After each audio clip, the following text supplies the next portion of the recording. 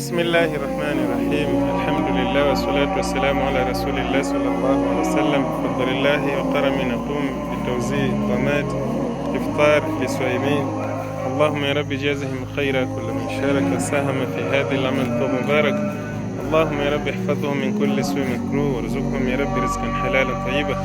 اللهم يا رب بارك في أموالهم وبارك في رزاقهم وبارك يا الله في صحتهم، واجعلهم يا رب من عبادك الصالحين السعداء. اللهم تقبل يا رب العالمين.